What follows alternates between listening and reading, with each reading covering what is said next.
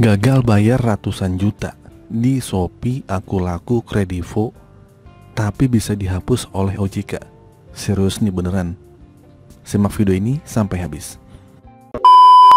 Assalamualaikum warahmatullahi wabarakatuh. Balik lagi di channel Sekelas Pinjol. Channel ini akan membahas masalah seputar aplikasi pinjaman online, seputar berita pinjaman online, review aplikasi dan sebagainya. Oke, langsung saja nih. Di sini saya buka ya di portal berita CNBC. Kalian bisa baca ya dengan judulnya seperti ini gitu. Tapi saya akan merangkum dan mereview berita ini seperti apa. Jadi gimana nih? Apa kabar kalian yang sedang gagal bayar di Kredivo, Akulaku, Shopee Paylater dan Shopee Pinjam karena kasus penipuan? Mungkin kalian akhirnya ketipu, akunnya dibobol, akhirnya kalian gagal bayar. Nih, coba kalian dengar ya ulasan ini. Pada video ini saya akan membahas tentang OJK yang ternyata bisa menghapus hutang pinjaman online. Nah, ternyata OJK itu mampu menyuruh pinjol untuk menghapus utang atau pinjaman para debitur-debitur yang gagal bayar. Jadi dengan kata lain, OJK itu memiliki wewenang untuk menghimbau atau memerintah pinjol itu menghapus hutang pinjaman online dari nasabah atau kreditur yang gagal bayar atau telat bayar.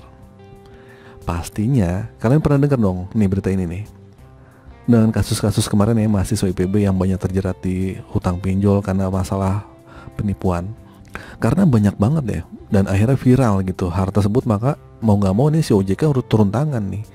Mungkin kalian bisa lihat dan perhatikan ya gitu kan, akhirnya kemarin kasusnya viral banget tuh.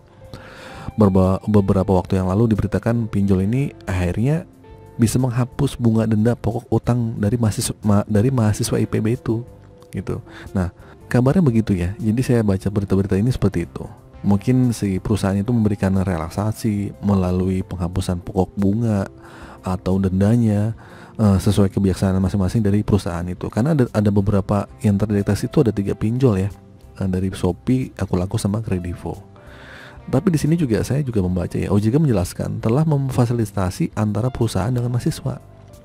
Ya, ini dalam rangka untuk mendapatkan penyelesaian Akulaku menghapus buku semua pinjamannya. Wah, kalau dihapus enak banget nih gitu kan. Mungkin bisa dikatakan semuanya lunas. Enak nih kayak gini nih. Mungkin karena korban penipuan ya, terus kasusnya viral.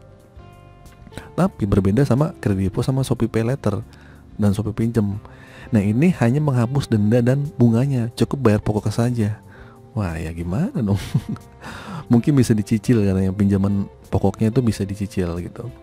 Ya menurut kita ya, nggak mungkin pinjol bisa menghapus data atau menghapus hutang-hutang pinjaman online tanpa dibayar gitu dari nasabah atau kreditur yang gagal bayar. Dan ini ataukah dianggap lunas kan kita nggak tahu. Nah, karena mereka korban penipuan, kok bisa sih bagaimana dengan nasib-nasib yang lain yang personal, yang nggak semasif IPB tapi personal kalian sendiri yang pernah kena penipuan oleh akunnya dibobol, Kredivo, Akulaku, terus Shopee itu gimana? Kita yang pernah kena ketipu atau tahu teman-teman yang kena tipu, itu gimana kasusnya? Nggak dihilangin kan hutang-hutangnya, malah kita dituduh kita lalai. Tapi beda nih sama kasus IPB, karena masif, karena viral, ya akhirnya si pihak aplikasi memberikan kebijaksanaan seperti itu gitu. Nah, itu yang jadi pertanyaan, gimana korban pembobolan akun? Bagaimana nasib-nasib mereka yang kenapa hutangnya masih ada dan tidak pernah ada titik terang? Kita udah ngadu, udah bilang kayak gini, desanya sampai datang, tapi tetap aja kita disalahin.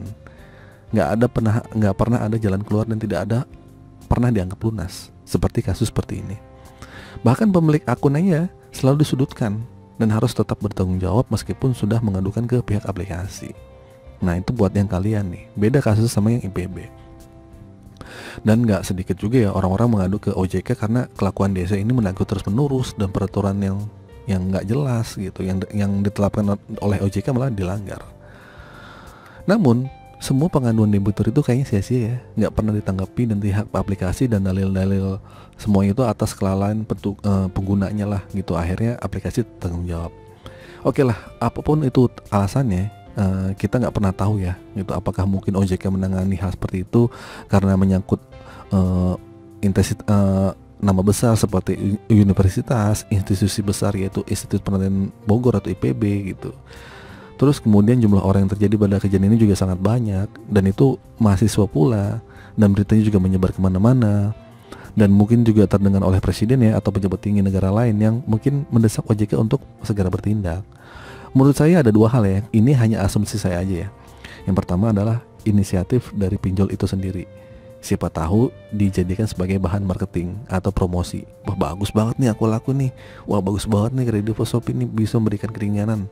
Ya ini kan demi keuntungan para pinjol itu ya untuk kedepannya ya. Nama dia bagus lah akhirnya. Yang kedua mungkin adalah wewenang OJK untuk memerintahkan atau mungkin saling lobby antara OJK sama pihak pinjolnya. Karena masalah ini sangat viral ya. Masalah ini sangat berefek pada mahasiswa yang jumlahnya sangat banyak dan total uangnya juga sangat banyak, dan ini adalah yang korban penipu gitu.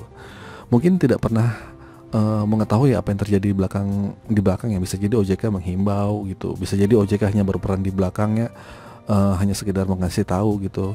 Karena semua akhirnya terjadi suatu kekompakan untuk memberikan keringanan.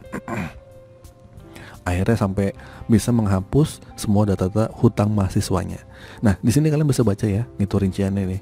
Ada aku laku tuh sebanyak 31 mahasiswa, outstandingnya sampai 66 juta sekian. Kredivo sebanyak 74 mahasiswa, outstandingnya sampai 245 juta, gede juga nih Kredivo sampai 200 juta. Shopee Paylater sebanyak 50 siswa, outstandingnya sampai 200 juta. Shopee pinjam sebanyak 41 mahasiswa dengan outstanding 141 juta sekian. Oke, jadi OJK menjelaskan telah memfasilitasi antara perusahaan dengan mahasiswa.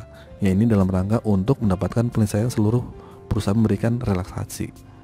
Nah, melalui penghapusan pokok bunga, denda, itu semua kebijaksanaan dari perusahaan masing-masing. OJK hanya mempunyai peran penting untuk menjembatani ini. Yang dimana sih tentunya siapa sih yang mau melawan OJK?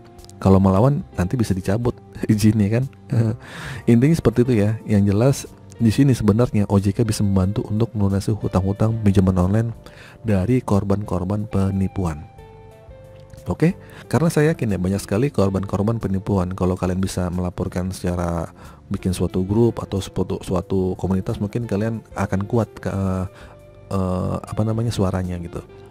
Lalu yang jadi kabar gimana mereka yang masih diteror, diancam atau diintimidasi dari desi pinjol yang menagih karena korban penipuan gitu. Ya harapan saya ke depannya ya, OJK bisa membantu kita semua yang merasa menjadi korban penipuan secara personal, bukannya semasif seperti ini gitu, untuk menanggapi keluhan-keluhan masyarakat yang terjerat pinjaman online. Oke. Itu saja teman-teman berita kali ini. Semoga video ini bermanfaat dan bisa memberikan info untuk kalian. Untuk kalian yang sedang gagal bayar, tetap semangat ya. Semoga kalian bisa melunasi hutang-hutangnya di tahun 2023 ini. Akhir kata dari saya, assalamualaikum warahmatullahi wabarakatuh.